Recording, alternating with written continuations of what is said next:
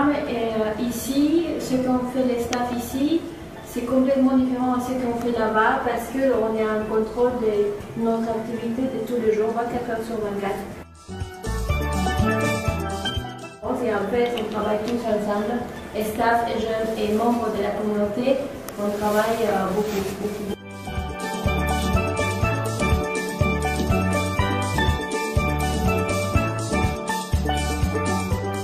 On est sympa parce qu'on développe des ateliers où on invite des gens de la communauté aussi. Et vous, Joseph, tous les jeunes par exemple, ils peuvent participer à donner des conférences, des ateliers aussi d'un sujet qui vous intéresse.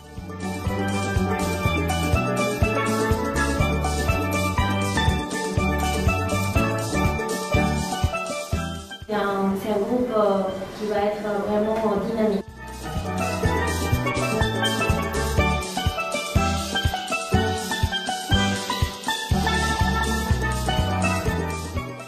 Il faut dire que les gens ils sont très accueillants.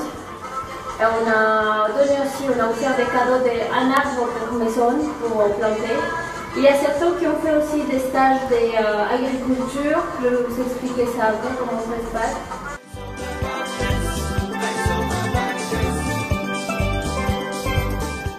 Et on a fait beaucoup de nettoyage aussi. Là, on nettoie l'école. On nettoie l'école, c'était une semaine avant qu'on arrive, qu'on part.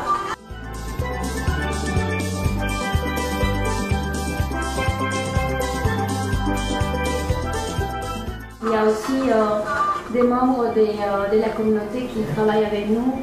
Donc c'est assez intéressant parce qu'on travaille en groupe, en équipe, pour accomplir les tâches et les plannings que la communauté nous propose en arrivant. En fait, Global Potential ne propose pas, on est là pour aider à créer pas à créer, sinon à appliquer les plannings qui nous préparent avant qu'on arrive. Ça, j'ai trouvé intéressant.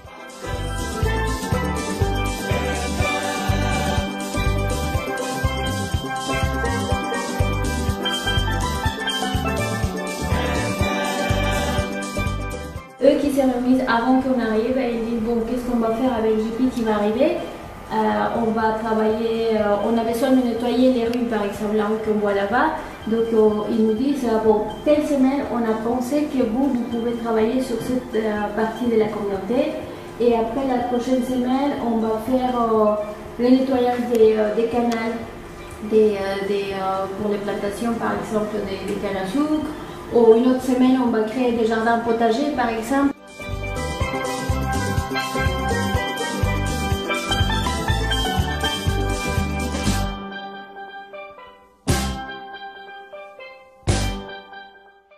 Et on doit parler tout le temps avec les responsables ou les facilitateurs de la communauté parce qu'il nous permet de voir si c'est possible ou pas, ceux qui nous donnent les outils.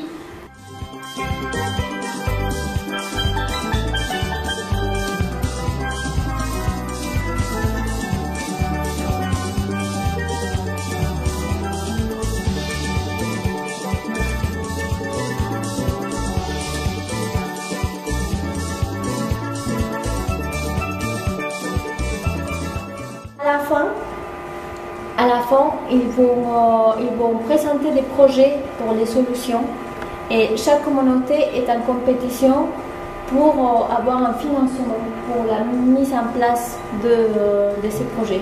Et après, dans ces villages, les villages qui ont gagné, JP va aller l'année prochaine pour travailler avec les projets. Donc c'est eux qui vont créer ces projets. C'est eux qui vont voir quels étaient les problèmes d'abord et après c'est eux qui vont implanter les projets. Et nous, on arrive juste pour aider à développer les projets qu'ils ont déjà créés. Donc moi, j'ai trouvé ça génial parce que ça nous donne une idée qu'en tant que jeunes, on peut toujours développer des choses et qu'on n'est pas indifférent à tous nos problèmes ou à toutes les choses qui passent autour de nous et qu'on peut réussir à trouver même des financements qui nous permettra pas de résoudre tous les conflits et tous les problèmes, mais au moins de nous sentir capables de dire ok, moi je vois qu'il y a beaucoup de problèmes des poubelles par exemple ou des ordures dans mon quartier, bah, moi j'aimerais bien travailler sur ça et ça nous donne des idées de comment faire un projet, parce que voilà, donc c'était trop bien et tout le monde est content de parler.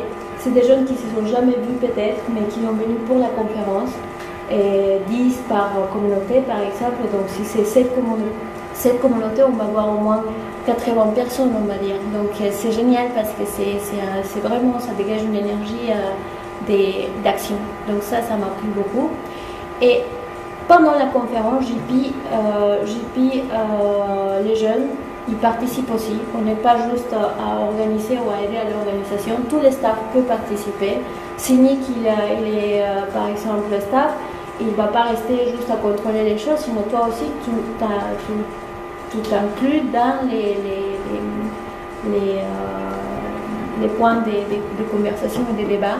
Et donc c'est très riche au niveau de l'échange global, on va dire. Donc ça, c'était très intéressant. Ça dure 2 jours. Ça peut durer 3 jours.